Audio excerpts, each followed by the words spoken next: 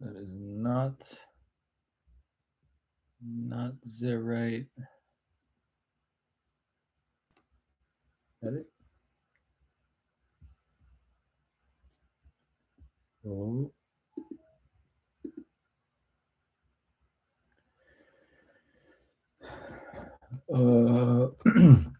Continuing making a difference.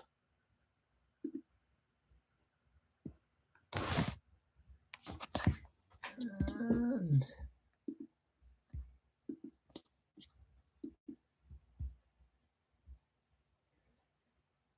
Real Independent Media. Just got the YouTube ads on default mode. So if you get an ad on my channel, that's why I don't profit from it. And that is an active conversation. I know. No.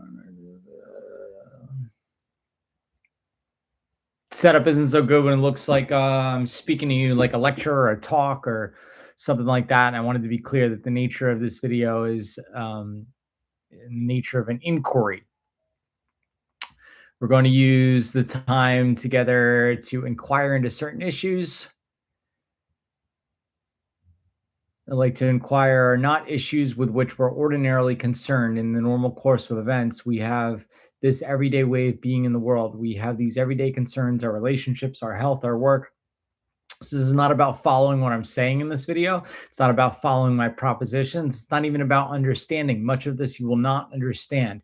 I say that there are questions in life about which that you and I are likely to never understand, but the inquiry into which all by itself, if done in a particular way, can have an enormous value all by itself. And I'm inviting you to engage with me in a conversation that happens to be in my speaking and in your listening. And in your listening is not your listening is not passive, not an inquiry. It's not passive. While I'm inviting you to consider possibilities, if I'm talking at you, then you may listen passively. This video is not about passive listening. It's about being up on the edge of your seat in regards to these issues. A lot of them come in thinking that I'm going to make them rich.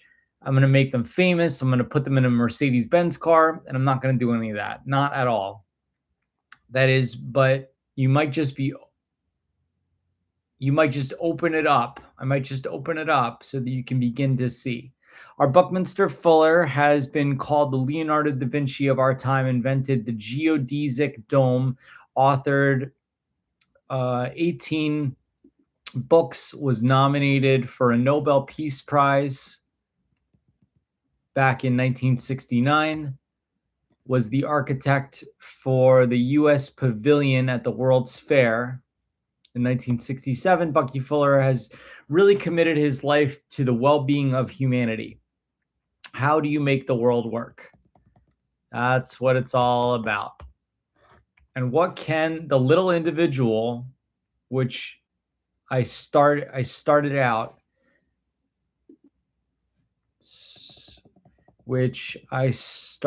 being unknown, what can a little individual do, if anything, on behalf of humanity? That's impossible. On behalf of all humanity, that's impossible for great nations or grand enterprises to do. We have over 100 nations sharing in 1/8 of the surface of the earth. I saw there is nothing to stop me from thinking about a total planet, the total inventory, total accumulative know-how, the why, how, and why humans happen to be here in the universe, and how they haven't been on this particular planet. How they haven't been on this particular planet, be here in the universe. How they have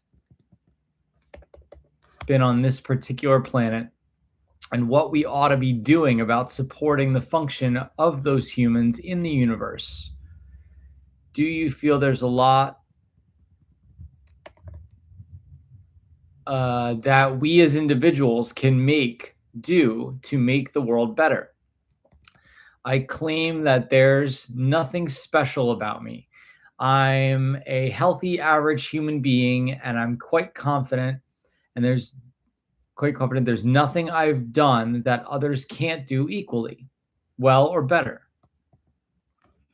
So when people are talking about Bucky Fuller being Leonardo and so forth, I simply think Leonardo may have been doing the same kind of thing, but we're really strictly average human beings. There is, however, something special about you, even though you may not think there is. There is about every human being. Richard, and that's what's important about what Bucky is saying. That's right, Bucky is a special human being because he's Bucky Fuller. He's Bucky Fuller. And you are a special human being. That's his point. That each of us is special in exactly the same way that Bucky is special. Bucky said, but I gave myself a chance to see what the little individual really could do, where nobody hired me, nobody paid me, nobody advised me to do what I was doing. Nobody would. I had to do radio producing artifacts. I had no money. I had a dependent wife and a child. How do you carry on from there and actually be effective? I made my mind that if you were doing what nature really wanted done about humans on the planet, if I could sense that nature, if I could sense that nature would support me exactly the way she supports these flowers. When you get in touch with the truth about yourself, when you know who you are, it expands your sense of yourself. So that, for instance, perhaps a while ago, it was you or me. If there was just so much to go around and I had to make sure that my family and my friends got taken care of, and if there's a little left over, then you could have it. That is absolutely lethal. That is an absolutely lethal kind of thinking today. Lethal kind of, lethal. That will destroy the planet today because it's no longer true.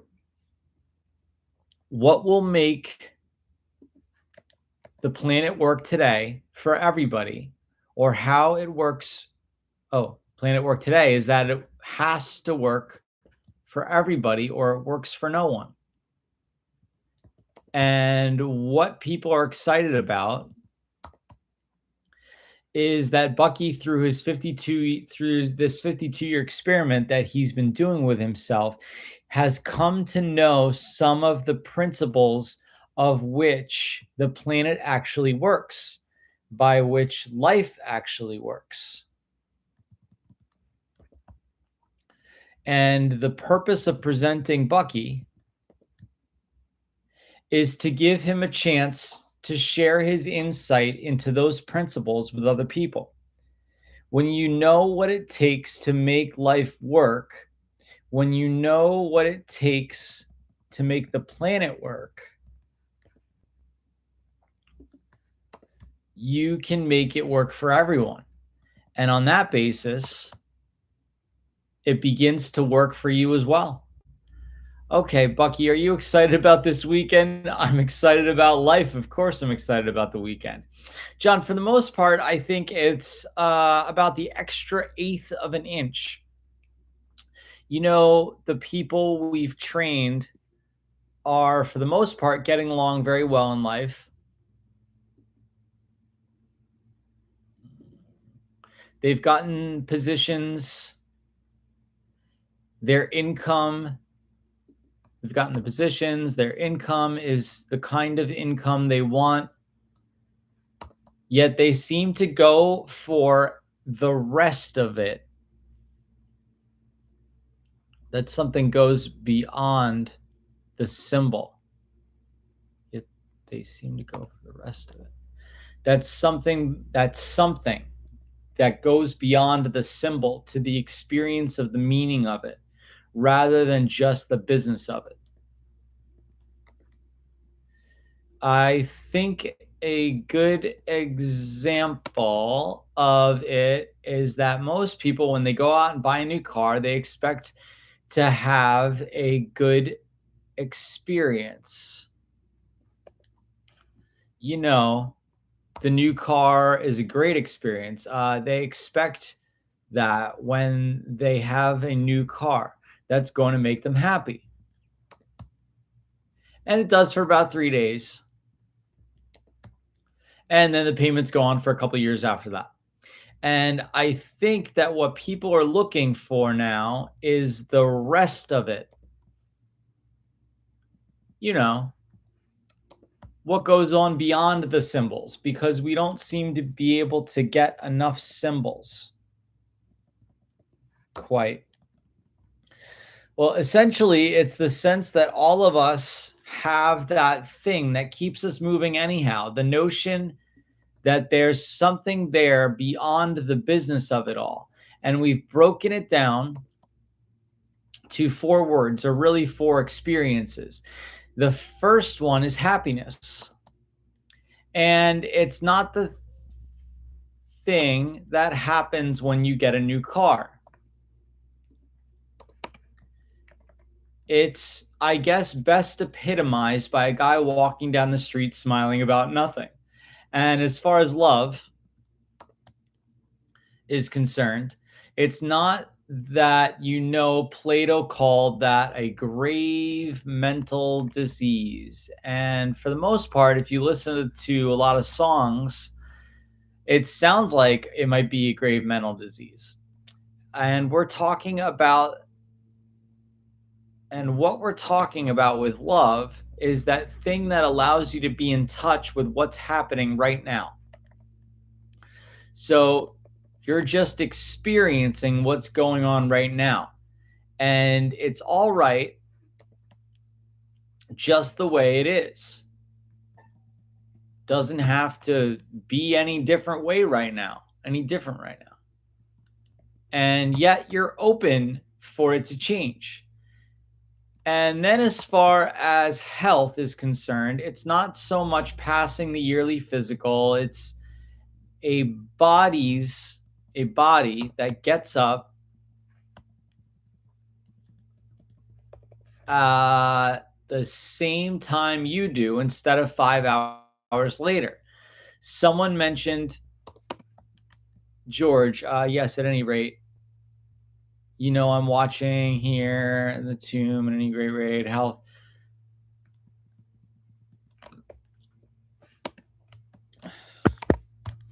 At any rate, this health that we're talking about is a body that gets up when you do, and that doesn't need 5 cups of coffee, or it doesn't need 3 martinis to come down at the end of the day, or it doesn't need a joint to be high. A body that can experience all of those things when that's what's happening at the moment. And self-expression, that's the toughest one of all to describe. John is talking to John Denver, I believe. It's that thing that lets you know that people have experienced you. It's not so much I did it my way, It's that you've been experienced by other people. You've touched them, and they've touched you. And that's how we break aliveness down. Yeah, the kind of thinking we train people for is not positive thinking, but honest thinking. It's our notion that if you've got some negative thoughts and you butter them over with positive thoughts, then the negative thoughts express themselves unconsciously. And you find yourself so that, yeah, you've got those things you've been striving for in life, but the joy doesn't go with them. And so, what we do in the training is give people the opportunity to get in touch with the person that they're afraid to be, that they're afraid. They are so that they're afraid that they're afraid they are, so that they can actually experience the person they are, the person that they're afraid they are. And it's amazing. It's an amazing thing when you experience the person you're afraid you are, you suddenly get beyond that to experience the person you really are.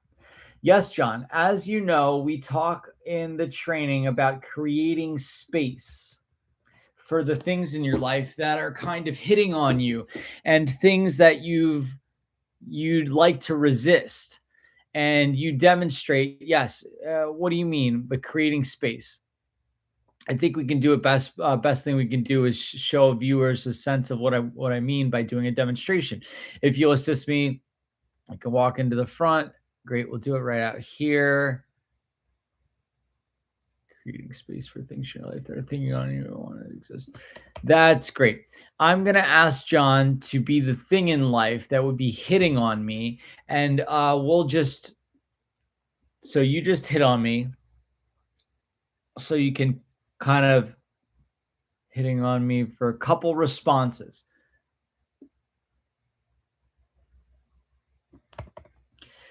One of the responses is to avoid what's hitting on you. Another response is to get hit on and play the victim. And then you have another response. And John, I'd like you to really do it this time, is that you create the space for it. Now, essentially, it looks like I'm walking away or moving away. Maybe we could do it on the other side so people can see better. Essentially, all I'm doing is saying, okay, there's that thing there, and I'm going to make space for, and I'm going to make space for. I'm going to accept that it's there. It's like the traffic jam tomorrow morning. Yes, I can say, okay, there's a traffic jam there. I'm going to let it be there instead of just standing there resisting it, or instead of being the victim of it. Or if I can say, well, yeah, the boss is going to be that way tomorrow, or people I work with are going to be that way tomorrow. And if I can just let them be that way, oftentimes the things that I felt like I had to resist kind of disappear.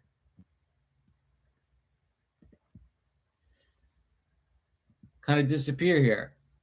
Yeah, and then you can even go one step further if you do that in a great big motion and move in close to it, to what it is that you're resisting, or as a matter of fact, do it one more time. If you just come and become the source of it, in other words, take full responsibility, it disappears altogether.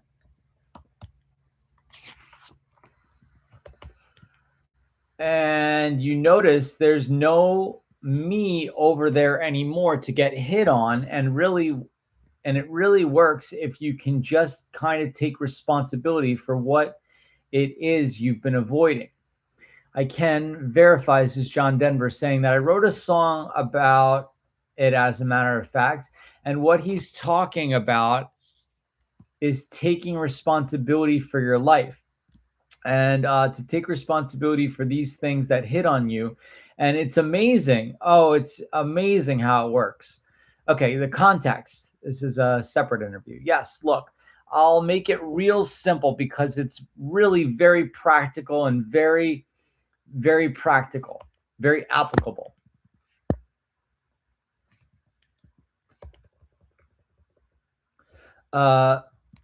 Most people start up a relationship, have a marriage to try to get some satisfaction out of it. In other words, we hope marriage will work out so that I will be satisfied and you will be satisfied. That's I can almost I can almost guarantee failure in that kind of marriage.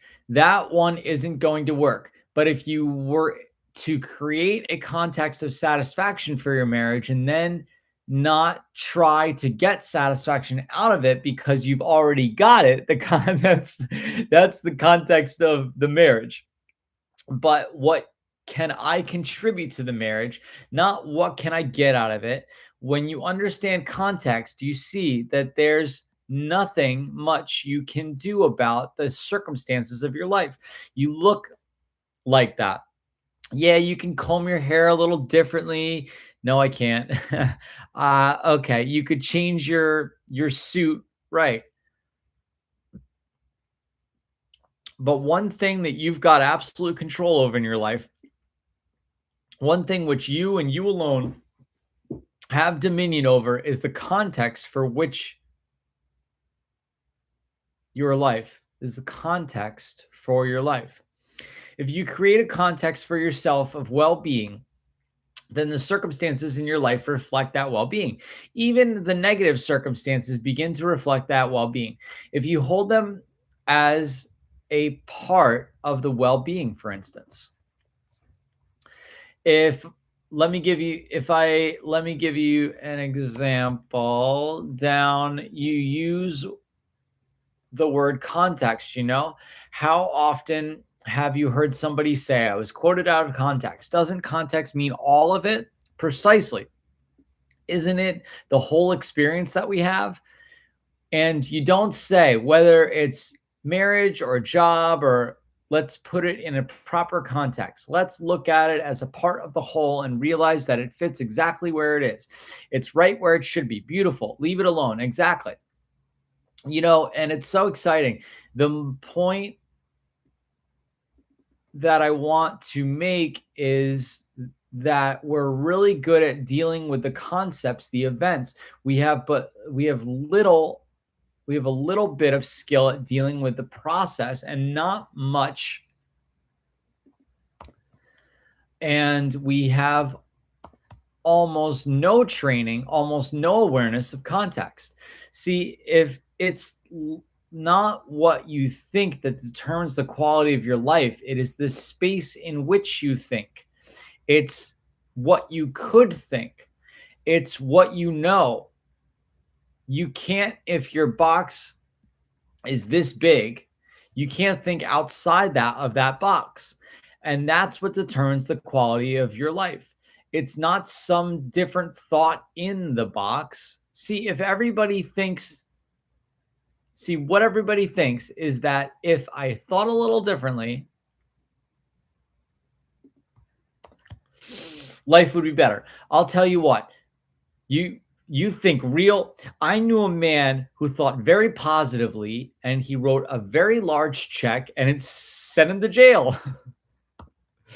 Yeah, positive thinking differently. That isn't what's going to change a person's life. That isn't what's going to open up a person's life and make it sing.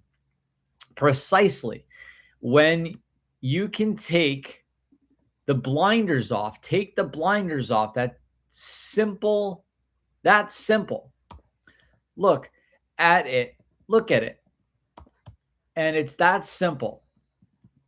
And it's no mystery. And it's nothing that people can't deal with. We do the training in prisons. We've done the training in ghettos. We've done the training in Bombay, India. But the mistake they make is that a lot of them think you're gonna make them rich, you're gonna make them famous, you're gonna put them in a Mercedes Benz, and you're gonna not gonna do any of that. Not at all. That is, but you might just open it up so that they can begin to see.